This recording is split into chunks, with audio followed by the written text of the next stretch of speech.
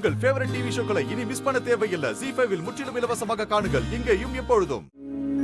எங்க போன இங்க இருக்கியா?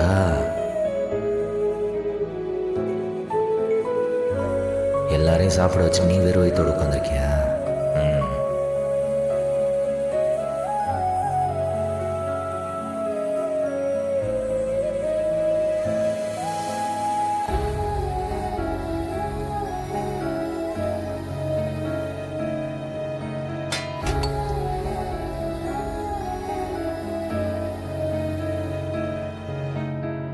என்ன பார்த்தா தெரியல, சாப்பிடு.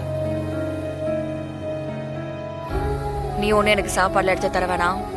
எனக்கு சாப்பாடு வேணான்னு எடுத்துட்டு போ. அக்கறை காட்ட வந்துட்டான்.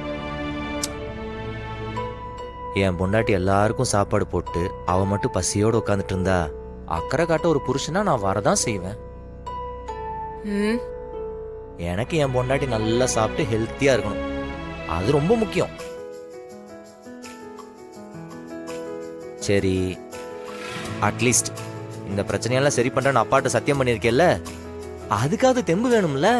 இங்க பாரு, நீ சாப்பிட்டு ஹெல்த்தியா இருந்தா தானே இந்த வீட்டுல இருக்கவங்க எல்லாம் நிம்மதியா இருக்க முடியும். அப்படியே நானும் நிம்மதியா இருப்பேன். நீ பாட்டுக்கு பட்னி கிடந்து மயக்கம் போட்டு ஹாஸ்பிட்டல்ல இது அட்மிட் ஆயிட்டேன்னு வச்சுக்கோவேன், வீட்டுல நடக்கிற பெரிய டிராமாவே மிஸ் ஆயிடும். இங்க பாரு, அப்புறம் நான் உன் பக்கத்திலேயே இருந்து உன்னை பாத்துக்கிற மாதிரி ஆயிடும். அதுக்கு நீ டென்ஷன் ஆவ. சோ அதுக்காகவாது நீ சாப்பிட்டே ஆகணும். No other options bus.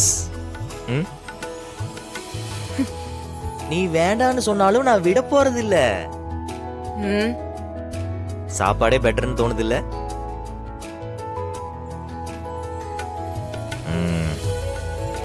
பசிக்குது இல்ல? எல்லாருக்கும் பசிக்குதுன்னு உனக்கு புரியுது இல்ல? அதனால தானே எல்லாத்தையும் சாப்பிட வச்ச. அப்புறம் நீ மட்டும் சாப்பிடாம உட்காந்து இருந்த எப்படி?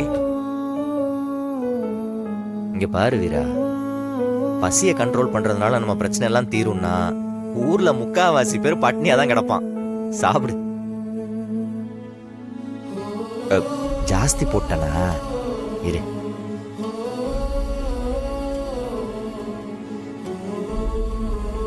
இதுவரையும் சாப்பிடு. இதுக்கு மேலேயும் சாப்பிடணும்னு தோணுச்சுன்னா அதுல இருந்து கொஞ்சம் எடுத்துக்கோ. இதுவும் சரியா வரலையா? சரி, ஓகே. இங்க யாருக்கெல்லாம் பிரச்சனை இருக்கோ அவங்களுக்காக ஒரு வாய் சாப்பிடு. இது உன் கண்மணி அக்காவோட பிரச்சனைக்காக, இது பிருந்தாவுக்காக, இது உங்க அண்ணனுக்காக, இது கார்த்தியோட பிரச்சனைக்காக, என் அத்தையும் உங்ககிட்ட கோச்சிட்டு இருக்குல்ல, அதை சரி பண்றதுக்காக இந்த வாய். கடைசியா இது எனக்கு. உனக்கு எதுக்கு? நீ என்கிட்டயும் கோச்சிக்கிட்டு தானே இருக்க. நம்ம 2 பேரும் சேர்ந்து குடும்பம் நடத்த வேணாமா? சுதர்ஸ்டாயா? சரி, சாப்பிடு. சாப்பிடு வீரா, அப்புறம் எடுத்து ஊட்டி விட்டுருவேன். நானே சாப்பிட்டுக்கிறேன். இதுல மட்டும் விவரமா இருக்கு. வீரா, உனக்காகவாது நான் எல்லா பிரச்சனையும் சரி பண்றேன்.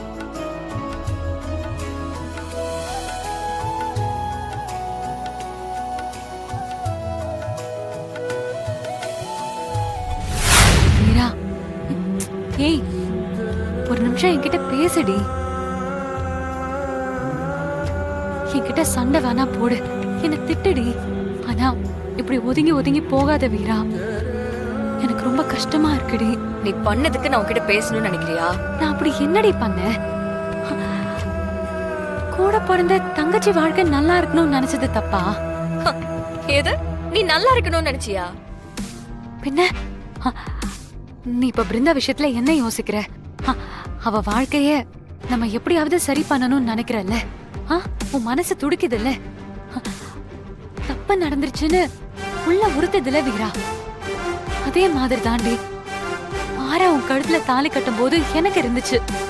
நீ எப்படி பிருந்தாவ இதுல இருந்து காப்பாத்தணும்னு நினைக்கிறியோ அதே மாதிரி தாண்டி நான் உன்னை அந்த கஷ்டத்துல இருந்து காப்பாத்தணும்னு நினைச்சேன்.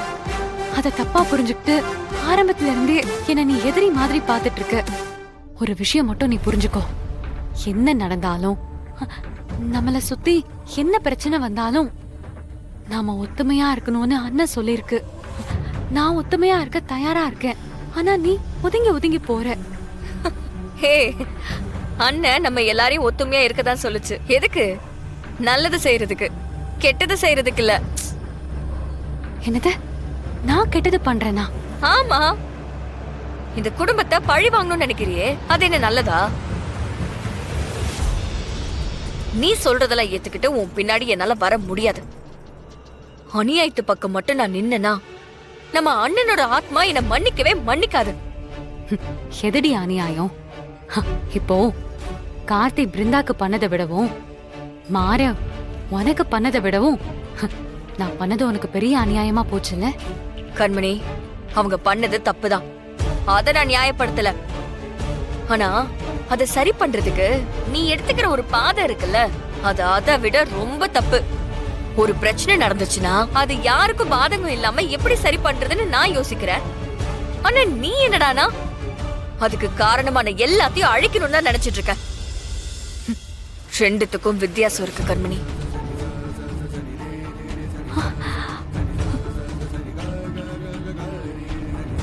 என்னைக்கும் உன்னோட குறுக்கு புத்திக்கு பின்னாடி நான் வரவே மாட்டேன்.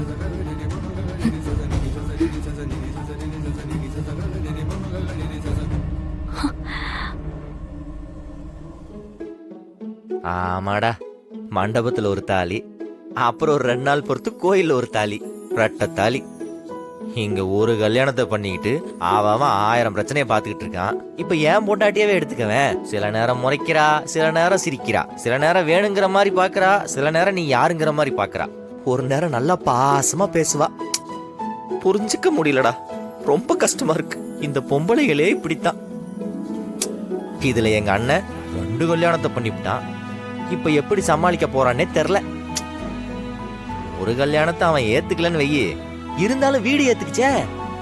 அப்படி இருக்கப்போ உடனே அந்த புள்ளைய நம்ம இந்த வீட்டை விட்டு அனுப்ப முடியாதுல்ல. குடும்பமா சேர்ந்து அவ கூட தான் வாழணும்னு ஃபோர்ஸ் பண்ணிக்கிட்டு இருக்காங்க. இன்னொரு பக்கம் அவன் வாழ்ந்தான் நான் பிருந்தா கூட தான் வாழ்வேன்னு இருக்கான்.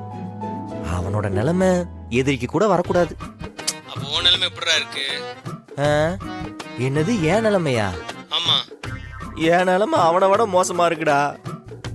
அவனுக்காவது ஆப்ஷன் ஏ ஆப்ஷன் பின்னு 2 இருக்கு. எனக்கு இருக்கிறது ஒரே ஆப்ஷன் தான்.